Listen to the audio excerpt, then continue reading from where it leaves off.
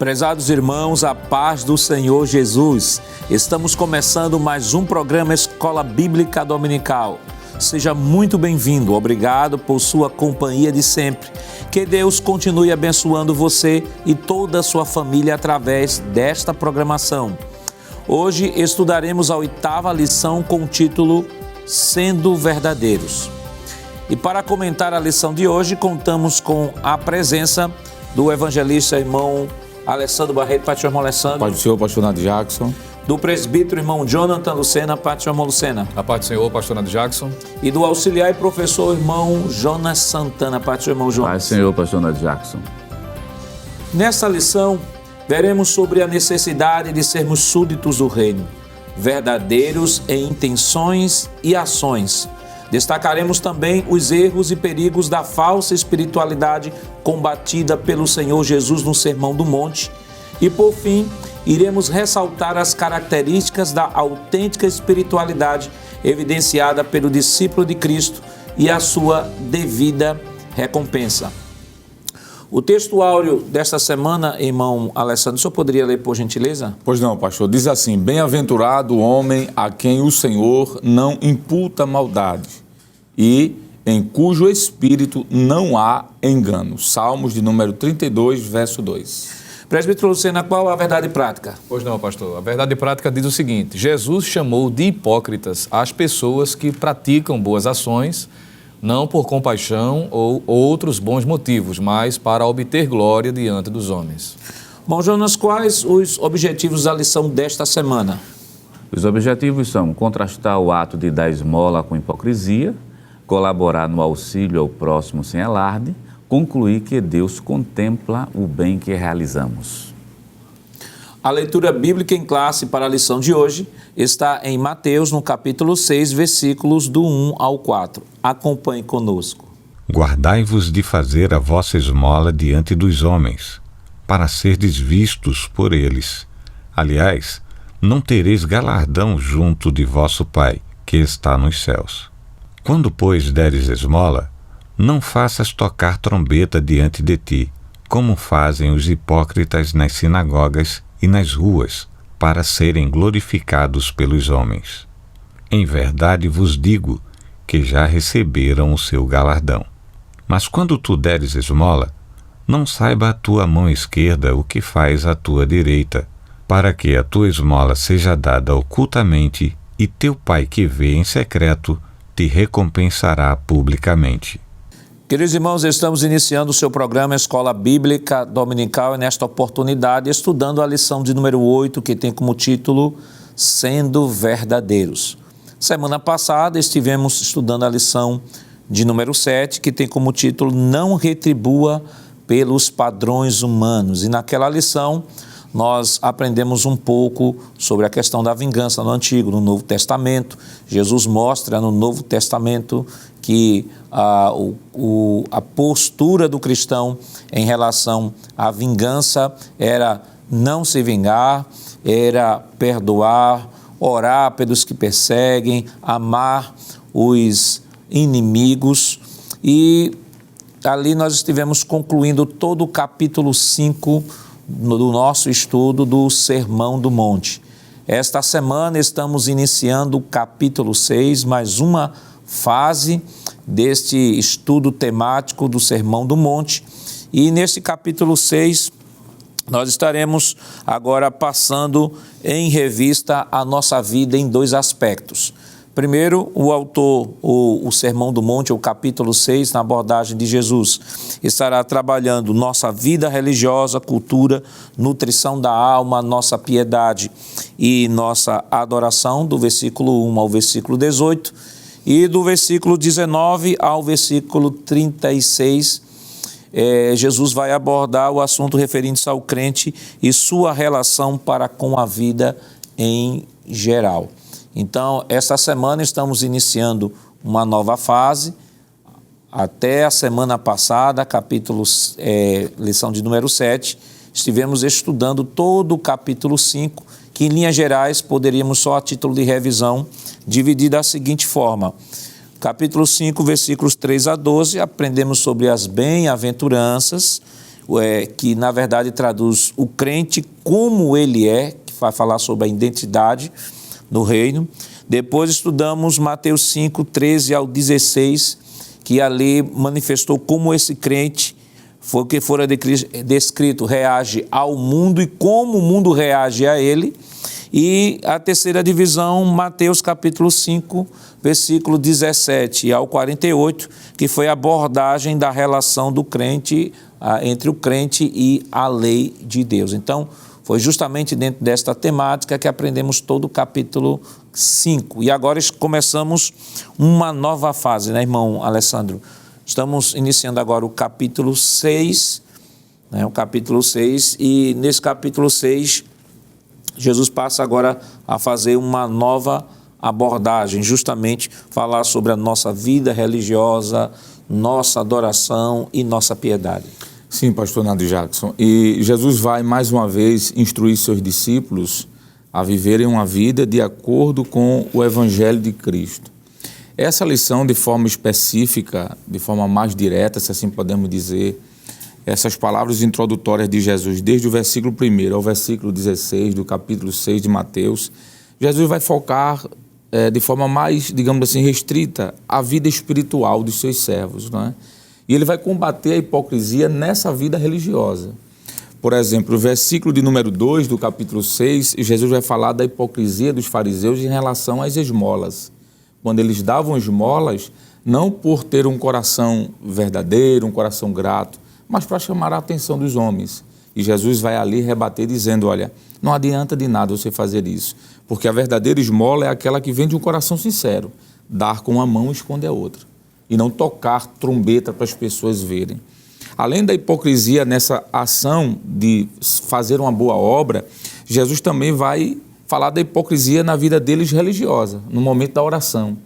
O versículo de número 5 do capítulo 6, Jesus vai combater aquele estilo de oração que chamava a atenção das pessoas para demonstrar uma espiritualidade, digamos assim, dissimulada, falsa, quando na realidade a prática da vida religiosa do farisaísmo não era essa. Mas quando estava na frente dos homens, eles faziam isso para chamar a atenção. E em terceiro lugar, pastor, está no versículo 16, quando ele fala sobre o jejuar, não é? Os fariseus, eles geralmente faziam questão de mostrar às pessoas que estavam jejuando, não é? Não lavavam os rostos de manhã, saíam com aquele semblante decaído, com as roupas meio que desengonçadas para dizer, eu estou aqui em penitência. Aí Jesus disse, isso é hipocrisia, porque vocês não estão jejuando realmente porque precisam ou porque querem, mas para mostrar uma falsa espiritualidade.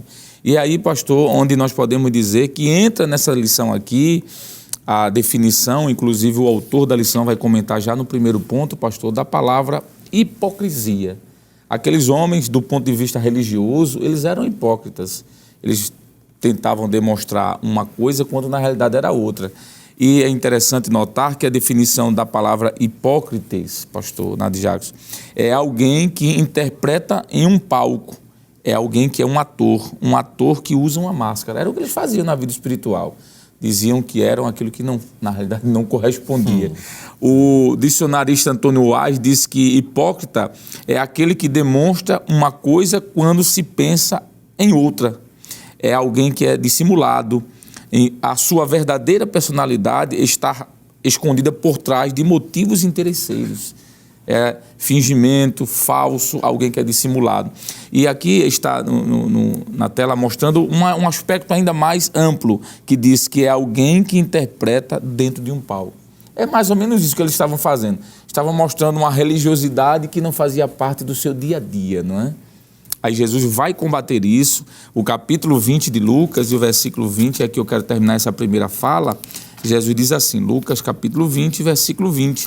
Eu penso que é interessante lermos esse texto porque é justamente a resposta que Jesus vai dar a essa situação.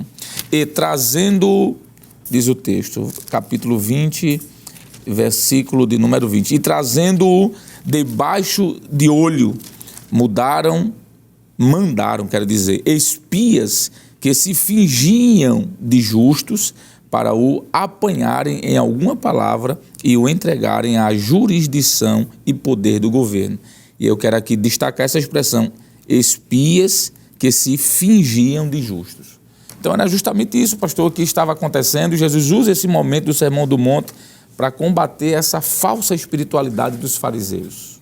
Irmão Lucena, geralmente se associa já pelo próprio conflito que se dá em todo o livro de Mateus, né? Que de fato Mateus destaca que o grupo religioso que mais conflitava com Jesus no Novo Testamento eram os fariseus. Por quê? Porque os fariseus, nós já estudamos aqui em lições passadas, que era um grupo religioso mais popular, era o grupo religioso do povão. Então era bem comum e até lógico entender de que o conflito direto com Jesus era inevitável.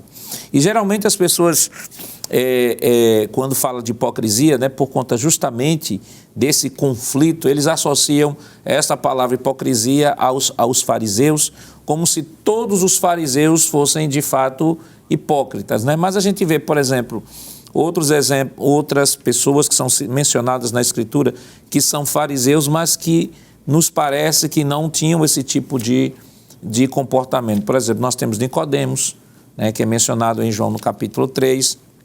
Nós temos o próprio apóstolo Paulo, que diz, né, que quando ele era fariseu, ele era zeloso, ele era irrepreensível, né, o que nos dá a entender perfeitamente de que ele não tinha esse tipo de comportamento. Nós temos também Gamaliel também, que se mostra uma pessoa, o próprio texto, o próprio Lucas vai falar sobre ele. Ele era um homem muito influente.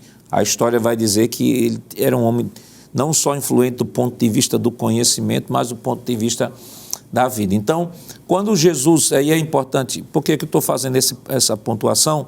Porque aí parece, e algumas pessoas às vezes pegam o exemplo, irmão Alessandro, dos fariseus para dizer assim que todo religioso é hipócrita. E aqui eu quero pontuar de que mesmo entre os fariseus, aqueles fariseus que viviam essa vida de hipocrisia, existiam fariseus sinceros que mantinham uma religiosidade sadia. Com certeza, pastor. É importante fazer essa diferenciação, claro, de entender que Jesus está se dirigindo a um grupo específico dentro do grupo dos fariseus, não é? Claro, é como se a gente utilizasse hoje, aqui no Brasil é muito comum, alguns dizerem, por causa do comportamento de alguns, dizer, por exemplo, que todo político é errado ou Perfeito. Usa até expressões mais pesadas. Claro que a gente sabe que não é assim. Existe dentro da realidade política pessoas de fato comprometidas, que foram chamadas pela vocação que receberam para poder exercer um cargo político. Agora, claro, o que Jesus está tratando aqui é de um grupo específico de pessoas que, como o senhor bem pontuou, dentro da realidade popular, era muito comum essa associação. Tanto é que o próprio texto bíblico, que eu queria ler aqui, Lucas capítulo 12, versículo 1, vai dizer, o texto bíblico, não é, o registro feito por Lucas, a respeito do fermento dos fariseus, não é?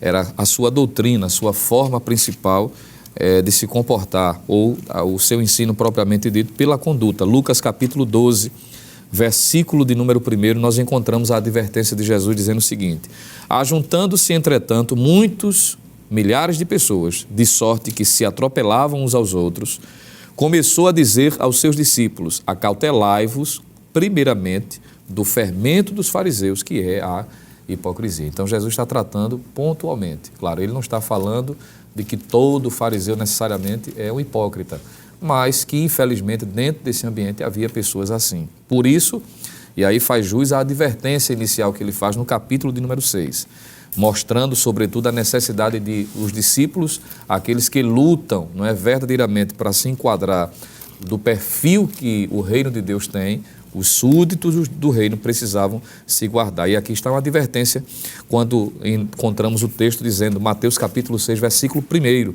guardai-vos de fazer a vossa esmola diante dos homens, a parte A. E a expressão aqui, guardar-se, advém de uma expressão grega que significa deter a mente, prestar a atenção, tomar cuidado com dar a atenção ou prestar atenção, tomar cuidado, ser devotado e levar em consideração. Então, Jesus está tratando especificamente de uma conduta de um grupo que estava dentro do grupo dos fariseus.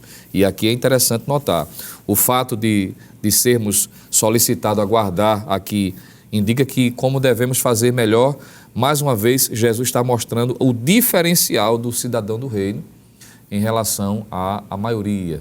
Mateus capítulo 5, versículo 20, é um texto que a gente sempre tem lido aqui, a respeito da justiça que deve se exceder dos escribas e fariseus. Devemos igualmente manter aqui a justiça do coração. Porque qual é o problema? Eles exercitavam a sua justiça pública, mas esse ato externo não estava condizente com o ato interno. E é exatamente isso, pastor Nadir Jacques, que o Senhor Jesus vai iniciar no capítulo 6, mostrando mais uma vez a diferença, sobretudo quanto àquilo que está no interior. Ele falou do adultério do coração, ele falou do assassinato do coração e agora está falando de que a justiça que é exteriorizada também deve partir de um coração sincero e verdadeiro. Irmão Jonas, nós falamos sobre a definição da palavra hipócrita, a advertência contra a hipocrisia, mas quais os perigos da falsa espiritualidade? Mas não comente agora não, nós estaremos comentando isso depois do nosso rápido intervalo. Voltamos já.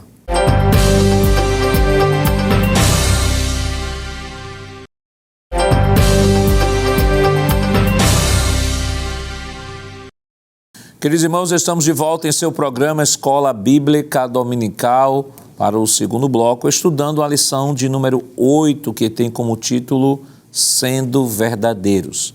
E no bloco anterior nós comentamos todo o contexto histórico do Sermão do Monte. Mostramos que o livro de Mateus mostra muito conflito entre Jesus e os fariseus e explicamos de que isso é decorrência de que os fariseus eram um grupo religioso mais popular, era o grupo do povão, diferentemente dos saduceus, que era o grupo religioso mais do templo, da elite. Então é por isso que naturalmente o conflito era maior, de acordo com o próprio evangelista Mateus. E comentamos sobre a definição da palavra hipócrita, falamos aqui sobre a advertência de Jesus contra a hipocrisia e deixamos para este bloco comentarmos os erros. Por favor, próxima tela aqui, os perigos da falsa espiritualidade. Irmão Jonas, o que é que a gente pode comentar sobre os perigos da falsa espiritualidade? Agora, antes do senhor comentar, só para esquentar aí o seu comentário, por exemplo, nós estudamos em Mateus 5,16 que Jesus disse assim: assim brilhe vossa luz diante dos homens, para que vejam vossas boas obras e glorifiquem a vosso Pai que está nos céus. E agora Mateus 6,1, Jesus vai dizer: olha, vocês não devem dar esmola para que sejam vistas pelos homens. E agora falando sobre perigos da falsa espiritualidade. Jesus estaria se contradizendo nessas duas falas. O que é que de fato Jesus estaria falando em um texto, em outro e em harmonia os perigos da falsa espiritualidade? Em primeiro lugar, observar que o que o senhor está levando em consideração é o motivo. São os motivos internos que estão motivando, na verdade, aquela ação. Quer dizer, no caso do fariseu, o fariseu ele se utilizava da oração, que é um mandamento também do Senhor Jesus. Orar é um mandamento, mas ele se utilizava a oração para se exibir. Jejuar é uma prática que Jesus fazia, também sim.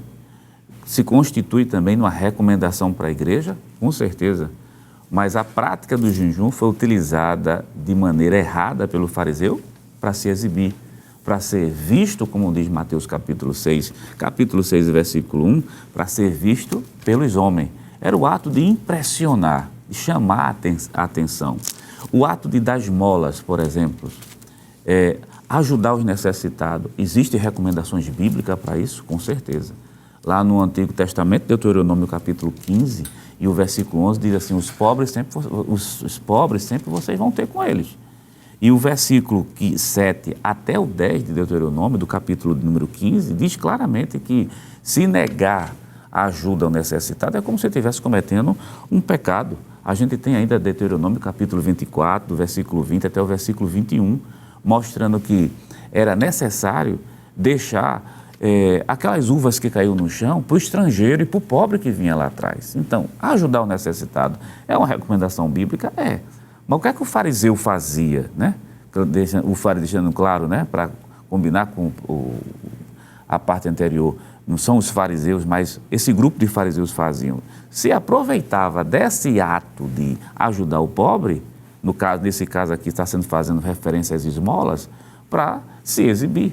Então, o primeiro perigo que a gente encontra aí é de não ter recompensa, responde a sua pergunta, pastor, no céu.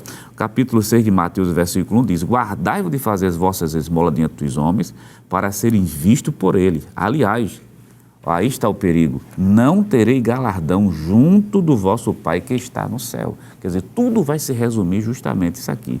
O versículo número 3, ou melhor, o versículo 4, 3 e 4 diz assim: mas quando tu deres esmola, não saiba a tua mão esquerda o que faz a tua direita, para que a tua esmola seja dada ocultamente. Teu Pai, que vê em secreto, te recompensará publicamente. Então, o que Jesus está fazendo uma crítica aos fariseus aqui: qual é o motivo que leva a pessoa a orar publicamente? Qual o motivo que leva a pessoa a jejuar publicamente, a dar publicamente? Se a ideia é apresentar-se, né? Que aí a gente vê a vaidade imperando muito, então a gente tem um perigo do exibicionismo e o maior perigo, né? De não ter recompensa diante de Deus e ser reprovado pelo próprio Deus. E a outro caso é a questão da vanglória, né? Para ser honrado exclusivamente pelos homens. Esse é o grande problema. É interessante, irmão, eu estava pensando, enquanto o irmão Jonas está falando, irmão Alessandro, que existem deveres cristãos, né? A gente fala cristão, mas vamos falar do fariseu, deveres religiosos que estavam rezados lá todo no Antigo Testamento. O irmão Jonas aqui falou sobre a questão de ajudar os pobres, da esmola. Isso estava previsto já no Antigo Testamento como uma forma do próprio Senhor de cuidar dos pobres. Embora que o irmão Jonas aqui citou, né, o próprio texto diz que os pobres sempre tendem convosco, embora que o próprio Deus, não era vontade de Deus que houvesse esses pobres, porque aí a pobreza não é algo resultante de uma ordenação ou de um decreto divino. É mais um problema antropológico do que praticamente um problema teológico, porque Deus deu a terra, deu a comida, dá a chuva, dá a terra, dá tudo para todos os homens. É a questão da administração, é mais uma questão mais humana.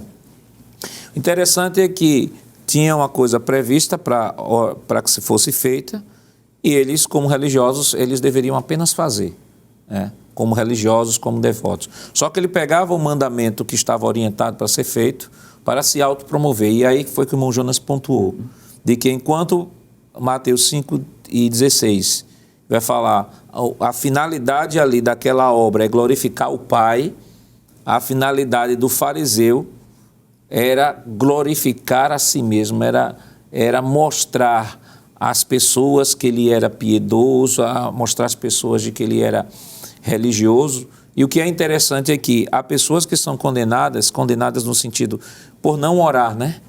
E eles estão sendo condenados por Jesus por orar, não mais pela oração em si, mas pela motivação, tomando aqui a palavra do irmão Jonas, a motivação que os levava a fazer aquilo que eles faziam. Exatamente, pastor. E quando a gente olha para o contexto desse capítulo de Mateus, a gente vai perceber que esse exibicionismo era motivado por uma autoglorificação. É o próximo ponto, né? Que é a vanglória.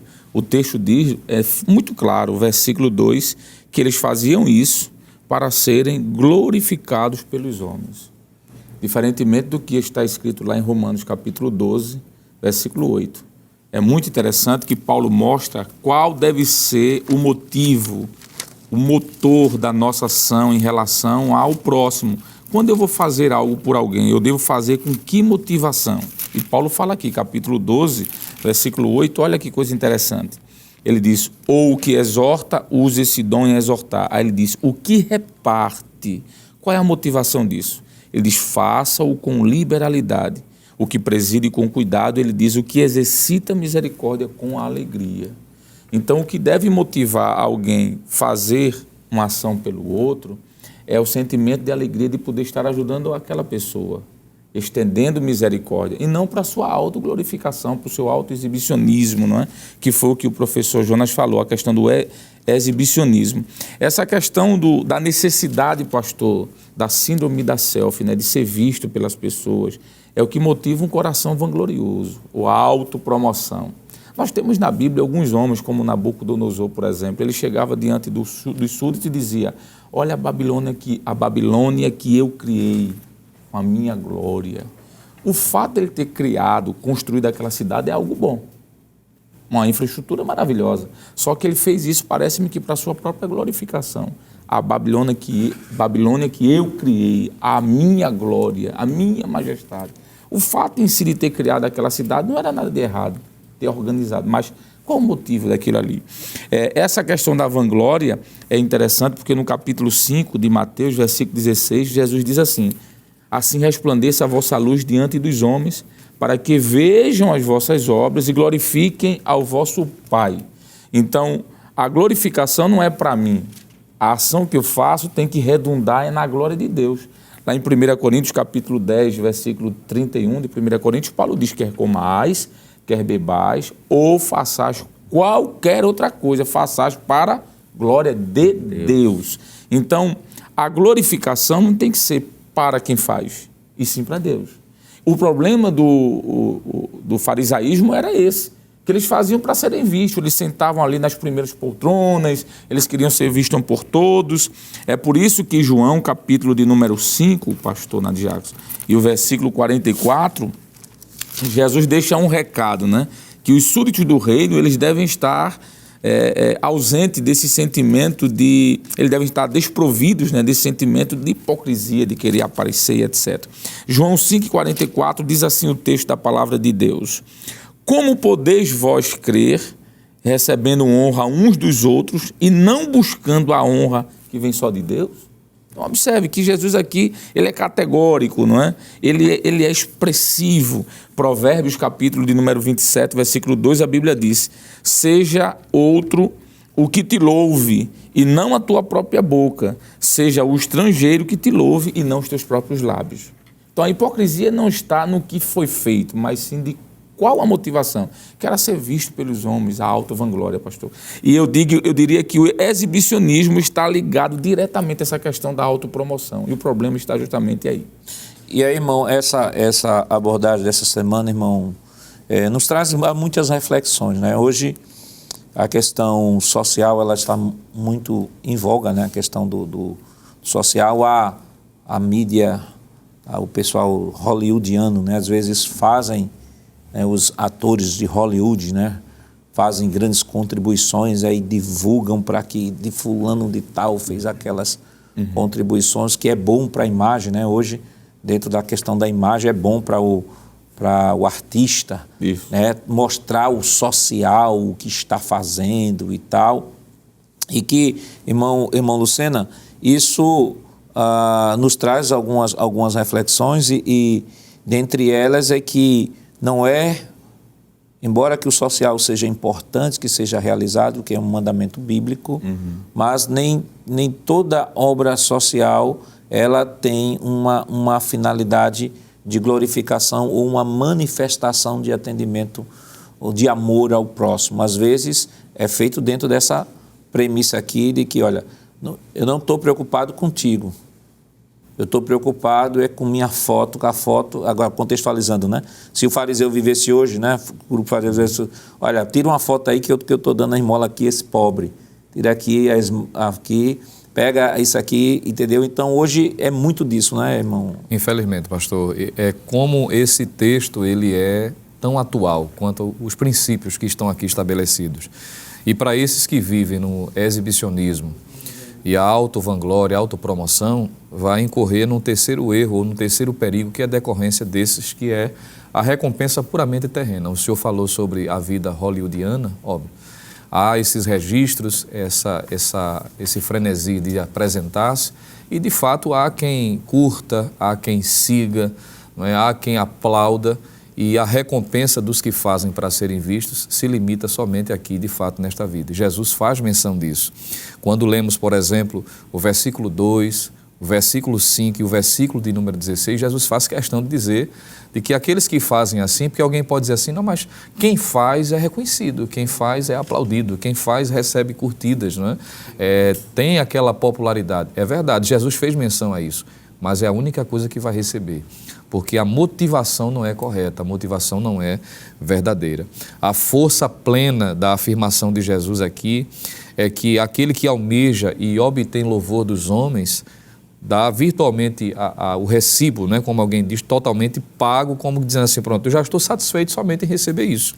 Não haverá nenhum outro galardão aguardando essa pessoa no céu. O que Jesus deixa claro quando lemos Mateus capítulo 6, versículo 2, quando ele diz assim na parte deste versículo: não tereis galardão de junto de vosso Pai que está nos céus, e ainda sofrerá punição. Porque alguém pode dizer assim, não, mas faz e fica por isso mesmo, recebe aplausos. Jesus vai dizer de que essas motivações erradas também serão julgadas. E aqui é interessante, pastor Ana Jacques, fazer menção a respeito disso. Porque quando lemos, por exemplo, Mateus capítulo 23, versículo 13 e 14, Jesus faz menção a esta realidade. Mateus capítulo 23, para alguém não dizer assim, então vale a pena, né? Vale a pena fazer por exibicionismo, por vanglória. Lembre que quem faz assim recebe somente a recompensa aqui terrena, não haverá recompensa nos céus para ele e ainda sofrerá a devida punição. Mateus 23, versículo 13 e 14.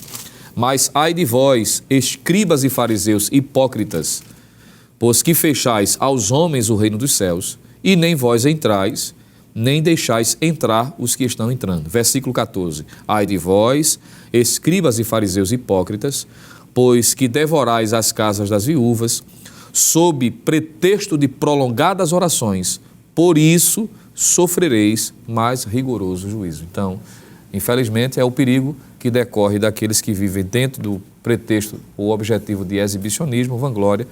Haverá recompensa para eles puramente terrena, mas no final as atitudes também serão julgadas.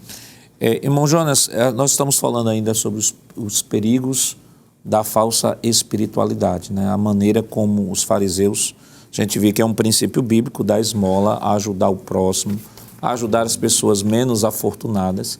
Isso deve ser uma prática na vida de todo cristão. Eu lembrei agora Tiago, né? Tiago disse, olha, você quando chegar na casa de uma pessoa e ela estiver necessitada, não ore apenas, né? Leve alguma coisa. Então, isso não era uma orientação apenas para aqueles que viviam no Antigo Testamento, mas Jesus deixa claro, e ele não está reprovando o da esmola, ele está reprovando justamente a maneira como os fariseus vão dar esmola, mas em outras palavras ele está dizendo, olha, há um princípio que precisa ser seguido, que precisa ser observado, mas tudo que você fizer deve ter como finalidade, e aqui pegando a fala do irmão Alessandro, tudo que você fizer deve ser feito para a glória de Deus e nunca para a promoção pessoal. É uma recomendação bíblica, não só do Senhor Jesus, isso vai ser repassado também por todos os apóstolos. O que for para ser feito, faça-se para a glória de Deus. Colossenses capítulo 3 e o versículo 17, o apóstolo São Paulo diz claramente, e quanto fizerde por palavra ou por obra, fazei tudo em nome do Senhor Jesus, dando por ele graças a Deus Pai. Nós temos ainda outro versículo, que é o apóstolo São Pedro, lá no capítulo número 4 e o versículo de número 11, capítulo 4 e versículo 10, na verdade, do apóstolo São Pedro, primeira epístola, cada um administra aos outros o dom como recebeu, como bons dispenseiros da multiforme graça de Deus. Se alguém fale segundo a palavra de Deus. Se alguém administre segundo o poder que Deus dá, para que em tudo, Deus seja glorificado por Jesus Cristo, a quem pertence a glória e o poder para todo sempre. Amém. Então, é bíblico. Então, tudo que se faça, faça-se realmente para a glória de Deus. Agora, é claro, há pessoas que fazem para a glória de Deus, mas a motivação interna, infelizmente, é para ser visto pelos homens. Aí pegar a fala do nobre ministro e do presbítero aqui, e o que é que acontece? Não vai ter galardão no céu e ainda corre o risco de até não entrar. Quais as características da verdadeira espiritualidade? Mas isso é claro, nós estaremos comentando depois do nosso rápido intervalo. Voltamos já.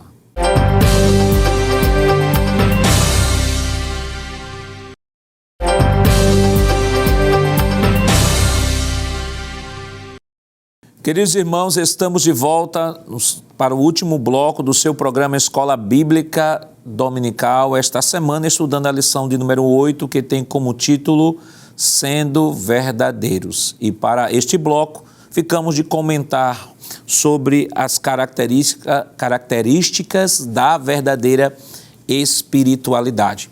E a primeira característica da verdadeira espiritualidade é: exerce a justiça de forma correta. E aí quando Jesus diz: mas quando tu deres esmola, não saiba a tua mão esquerda o que te faz a tua direita. Mateus capítulo 6, versículo 3. Irmão Alessandro, nós vemos no Novo Testamento de que a igreja do primeiro século, ou também chamada igreja primitiva, houve uma situação onde os crentes da Judéia passaram necessidade.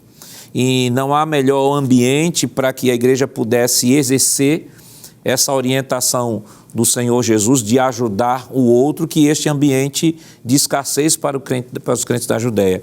E o apóstolo Paulo, ele nos fala sobre este assunto em 1 Coríntios 16, e eu queria ler aqui os versículos, aí o senhor comenta. Paulo nos diz aqui, 1 Coríntios capítulo 16, versículos 1 e 2, que diz o seguinte: ora, quanto à coleta que se faz para os santos, fazei vós também o mesmo que ordenei às igrejas da Galácia. No primeiro dia da semana, cada um de vós ponha de parte o que puder ajuntar, conforme a sua prosperidade, para que se não façam a coleta quando eu chegar. E aqui nesse texto a gente percebe pelo menos 2 princípios aqui. Paulo diz assim: primeiro princípio, que a igreja deve se mobilizar para ajudar, juntar. Segundo, ele diz: se ponha de parte o que puder ajuntar, já não é tudo que você tem já está dizendo o que se puder ajuntar, mas qual é o critério? O critério é conforme a sua prosperidade. Quer dizer que até no dar esmola, atendendo ao princípio bíblico, existe também princípios orientadores da palavra para esse tipo de prática. Sem sombra de dúvida, pastor. Quando a gente fala sobre esmola, no contexto brasileiro, é entregar na beira da rua algumas moedas a alguém que está ali pedindo. Só que no intuito bíblico aqui não é esse necessariamente. Esmola é cobrir a necessidade de alguém naquilo que é possível. O apóstolo Paulo faz questão, o senhor citou o versículo 2 aqui, quando ele diz assim: conforme a sua prosperidade, não é? O capítulo 2 e o versículo 10 da sua carta aos Gálatas, ele diz isso: lembrai dos pobres, como eu já vos recomendei, ajudai naquilo que for preciso. Agora é bom deixarmos claro aqui, pastor, de que alguém não pode se arvorar disso e dizer: então não vou trabalhar, porque a igreja e os irmãos vão pagar minha conta de energia, minha água, minha luz, meu cartão de crédito, meu IPVA, bem alto lá. Não é bem assim. Não é isso que o texto está dizendo.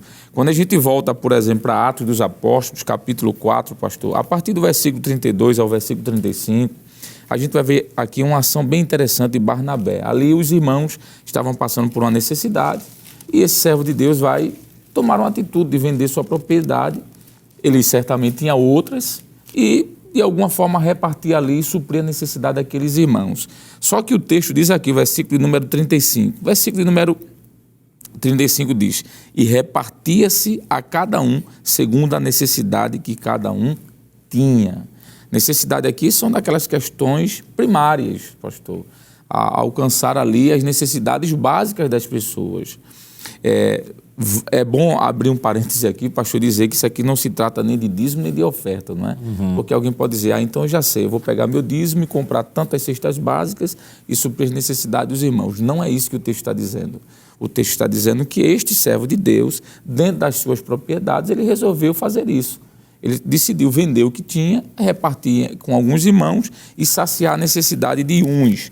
É mais ou menos o que acontece com Paulo. Lá em Filipenses, no capítulo 4, versículo de número 15 e 16, Paulo diz assim: e bem sabeis também vós, ó Filipenses, que no princípio do Evangelho, quando parti da Macedônia, nenhuma igreja comunicou comigo com respeito a dar e a receber, senão vós somente. Ou seja, a igreja de Filipe ajudou o apóstolo. Versículo 16, ele diz assim: porque também uma e outra vez me mandaste, aí eu acho interessante essa expressão aqui, o necessário.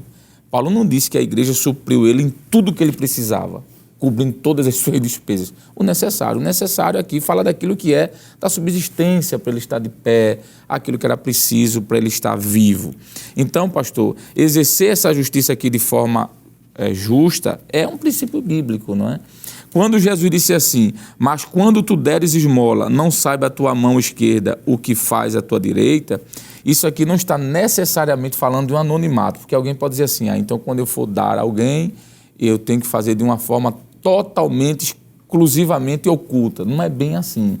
Porque quando a gente olha, por exemplo, esse texto de Atos, capítulo 4, Barnabé fez de forma pública. Entendeu, pastor? Então, se a igreja, se algum irmão se reunir para suprir a necessidade de alguém e que isso seja público, não partindo dele em si. Mas se alguém vê, não tem problema algum. Não há nenhum pecado nisso. Desde que, voltando ao princípio da nossa conversa, isso não seja a síndrome do selfie. Isso. Tirar foto e jogar lá no Face, no Instagram. Não. Que seja, que alguém diga, mas que não parta dele a si próprio, não é?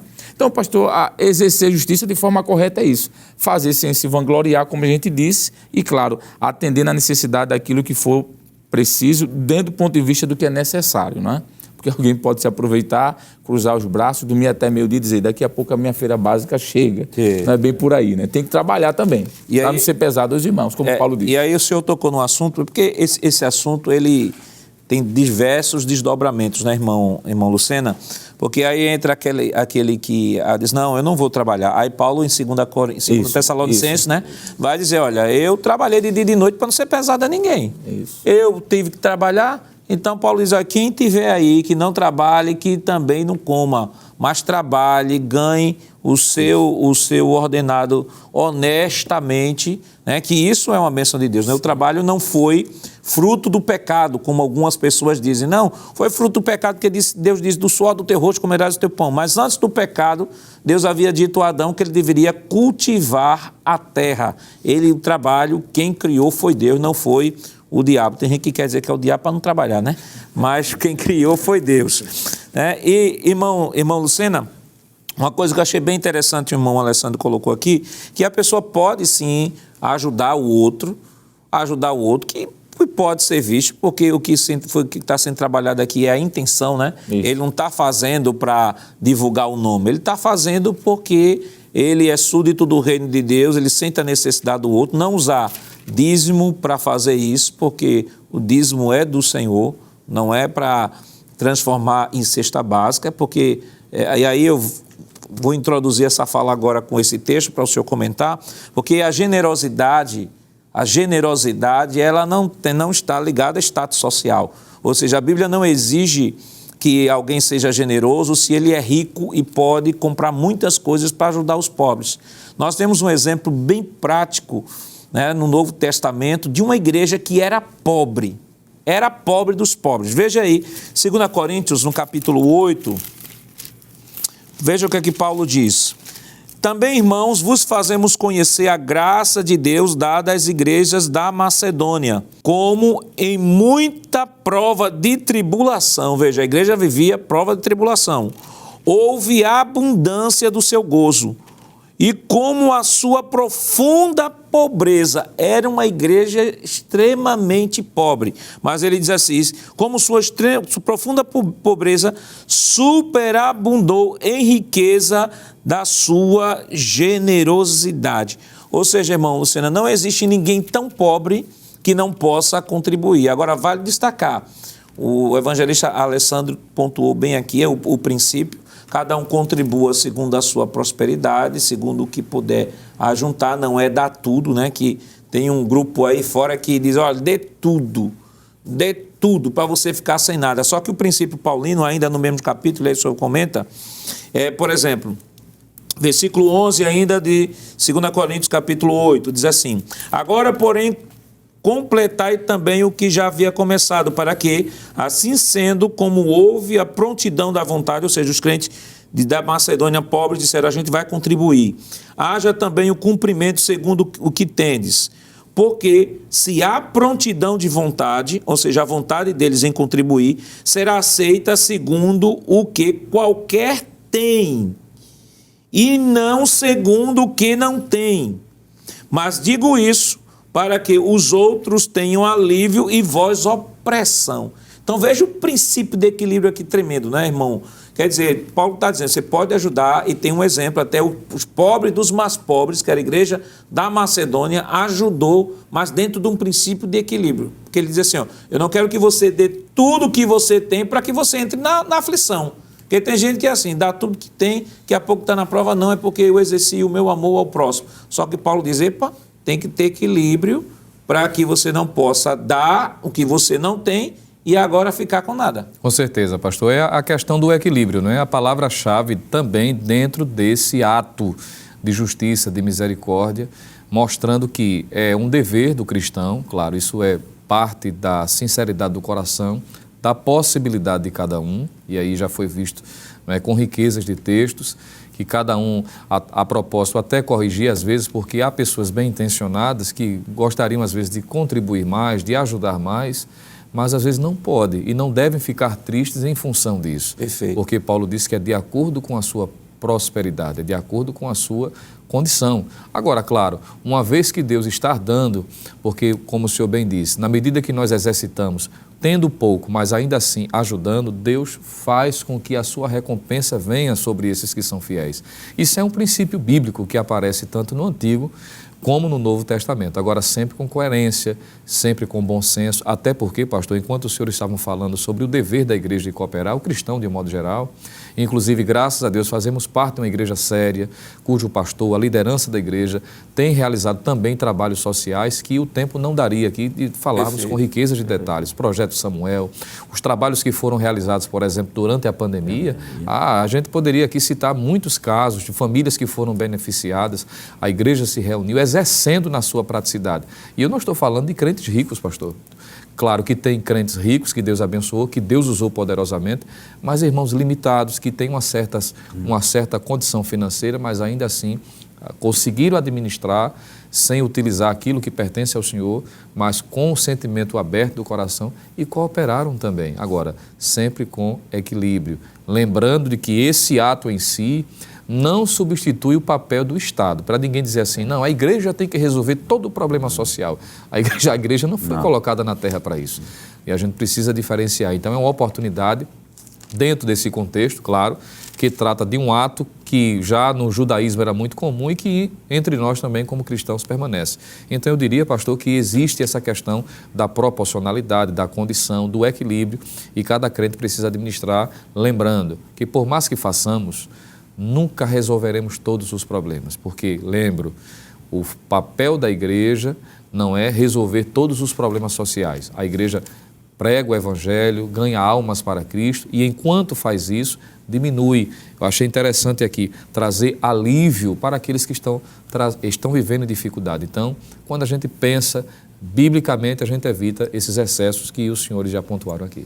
E isso é bem importante pontuar, porque vale destacar de que lá atrás, a igreja aqui no primeiro século, o regime governamental, assim dizer, era um Estado totalitário, a igreja era um organismo não reconhecido, era a religião ilícita, os crentes tiveram seus bens tomados pelo Estado, e aí cabia justamente a esses cristãos que abriram mão de sua vida para servir a Deus, serem acolhidos, né, aliviados pela igreja. No nosso contexto, nós estamos no Estado democrático de direito, nós contribuímos com os nossos impostos, nossos impostos, e esses impostos, constitucionalmente, eles são revertidos e devem ser revertidos para o bem-estar social, implicando em todas as áreas, seja a área de infraestrutura, desde a área de infraestrutura até a área social. Irmão Jonas, o nosso tempo já foi embora rapidamente. Nós falamos sobre as características da verdadeira espiritualidade: exerce a justiça de forma correta, exerce a justiça pela motivação correta. Próxima tela. Agora, exerce a justiça com um propósito certo, que é isso que nós comentamos aqui. Verdadeira espiritualidade a partir da igreja do primeiro século, atendendo a igreja ali da Judéia. E, por último, não exerce a misericórdia por ostentação. A finalidade da igreja ali foi justamente atender de fato e socorrer os seus irmãos. Como já foi comentado, pastor, principalmente pelos versículos que o senhor leu e o evangelista Alessandro, também aqui o presbítero Jonas, tem outro que pode também contribuir muito. Primeiro livro, Romanos, capítulo 15, né, que mostra o dever que nós temos, é feito por dever e não por ostentação. Capítulo 15 de Romanos, e o versículo 25 diz assim: mas agora vou a Jerusalém para ministrar os santos, porque pareceu bem a Macedônia e a Arcaia fazer uma coleta para os pobres, dentre os santos que estão em Jerusalém. Isto lhe pareceu bem, como devedores que são para com eles, porque se os gentios foram participantes dos seus bens espirituais, devem também ministrar-lhes os temporais. Paulo fala como devedores, não é por ostentação, não é por exibicionismo, não é para suprir, por exemplo, uma falta do Estado. O Estado tem suas responsabilidades, como o senhor mesmo disse, e a gente também pode concluir dizendo o seguinte: diante disso aqui tudinho, porque é Deus é quem conhece os corações, tudo pode ser feito, nada melhor do que primeiro livro aos Coríntios, capítulo 4, versículo 5, que fica como alerta para todo crente. Portanto, nada julgueis antes do tempo, até que o Senhor venha, o qual também trará à luz as coisas ocultas das trevas e manifestará os desígnios dos corações. Então, cada um receberá de Deus o louvor. Agora, e é importante que tenhamos em mente, né, algumas pessoas às vezes gostam de terceirizar muito a responsabilidade.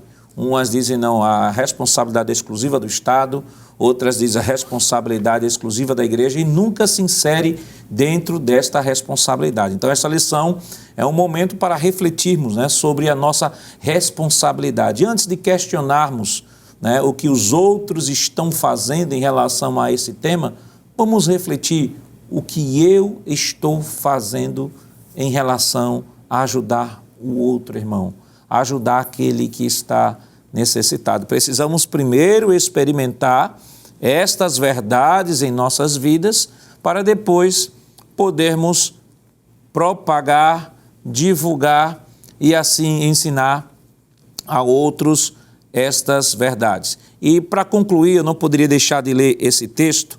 Qual é a recompensa daqueles, claro, que nós fazemos, o cristão, o cidadão súdito do reino, ele faz porque ele tem uma identidade cristã, e o amor a Deus e o amor ao próximo compõem, né, o fundamento da sua ética.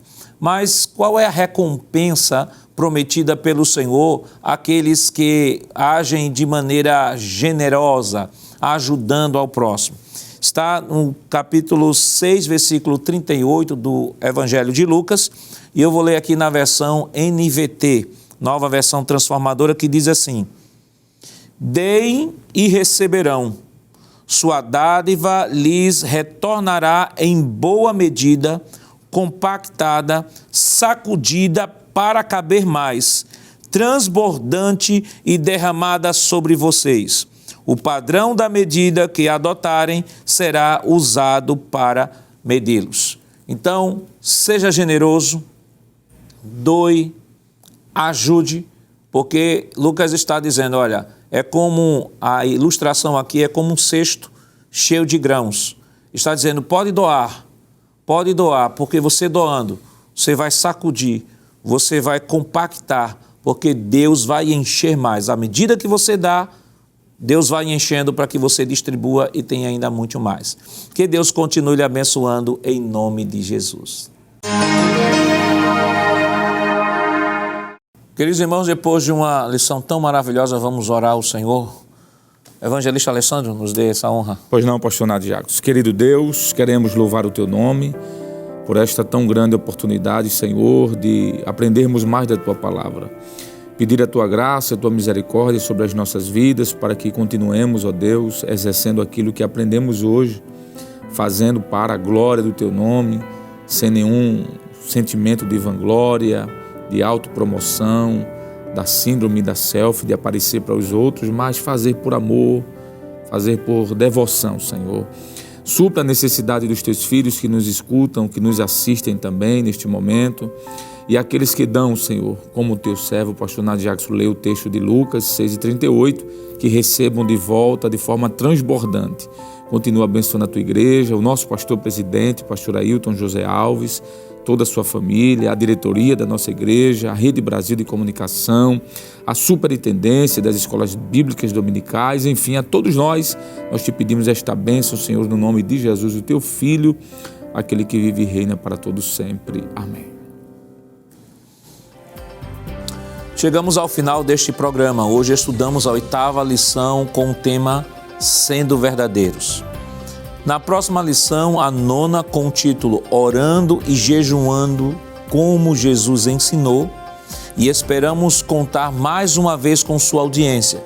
O programa Escola Bíblica Dominical vai ao ar na TV toda sexta às 21h30 e no sábado às 16 horas. Também está disponível no formato podcast no Spotify e em nosso canal no YouTube. Acesse o canal, se inscreva, ative o sininho e compartilhe nossa programação. Obrigado por sua companhia e até o próximo programa. Que a graça do nosso Senhor Jesus Cristo, o amor de Deus nosso Pai, a comunhão do seu Santo Espírito estejam com todos, hoje e para todos sempre. Amém.